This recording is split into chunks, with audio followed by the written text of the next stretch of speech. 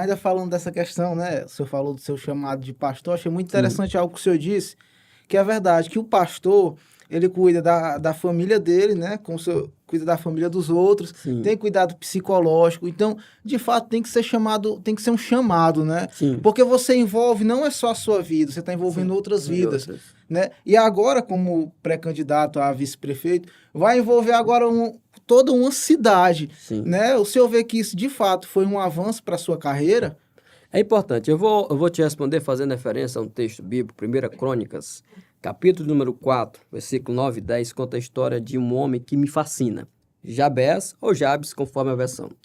Esse homem, a Bíblia afirma que quando a sua mãe o teve, ou seja, quando do parto, a expressão bíblica é que a mãe dele teve ele com muitas dores. Ora, se nós considerarmos que é natural, principalmente após o pecado, que a mulher tenha dor, então, quando se tem aquela referência é porque foi uma dor fora do normal, então fora do comum. Qual foi o resultado de todo aquele parto, que foi um parto mesmo doloroso? Foi de que sua mãe, eu diria, se revoltou com ele e colocou o nome dele de Jabés ou Jabes. O que significa o nome Jabes? Aquele que traz dor. Em outras palavras, sofrimento. Imagine aquela criança crescendo e as pessoas dizendo: ei, sofrimento, ei, desgraça. Então, era a situação daquele jovem. Agora, o que me chama a atenção e aonde eu quero chegar aqui é que ele fez uma oração. E a oração dele tinha 4 pedidos.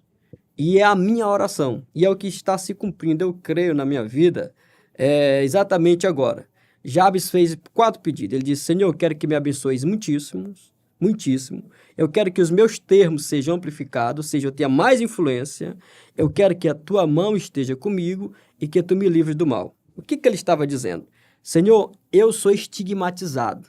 Eu sou visto como uma pessoa, inclusive pelos meus, ou seja, pela própria família, de que eu sou uma pessoa de sofrimento. Então eu quero que o Senhor mude isso. Eu, pelas minhas condições normais, jamais vou conseguir fazer isso. Agora eu sei que tu és poderoso. Ele estava naquela oração fazendo referência às promessas que Deus fez a Abraão, que ele seria bendito. Onde ele colocar ali o seu pé, haveria bênção. Então por que ele não podia ser abençoado? Ele reivindicou: Senhor, eu quero isso. E a Bíblia diz que Deus concedeu a ele. Em resposta diretamente ao que você me pediu, ele fez um pedido: que os meus termos sejam amplificados. Deus tem me abençoado. Deus tem me dado a oportunidade de trabalhar aqui na Igreja em Timon.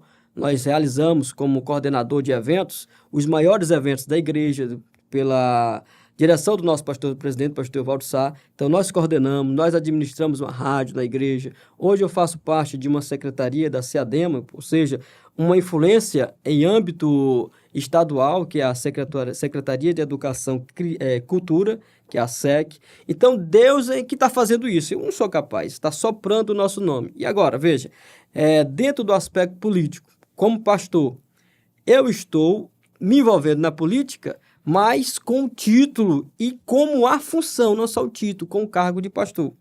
Enquanto Deus me deu toda a oportunidade de pastorear, por exemplo, a área 6, que é a qual nós estamos responsáveis, Deus está dizendo: agora eu vou te dar Timon para pastorear.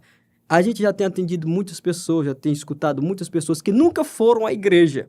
E que quando a gente chega até elas, mesmo em meio à pré-campanha, a gente diz: olha, Jesus é bom, ele te ama, e vale a pena você ler a Bíblia, você buscar a Deus. E a gente está vendo o nosso ministério alcançar outras pessoas. E o que isso resulta? Resulta exatamente em glorificação ao nome do nosso Deus. Resulta exatamente em mais pessoas reconhecendo Jesus como Senhor. Sobretudo, salvação de vidas. Portanto, nós estamos cumprindo o nosso chamado. Deus tenha abençoado. Interessante.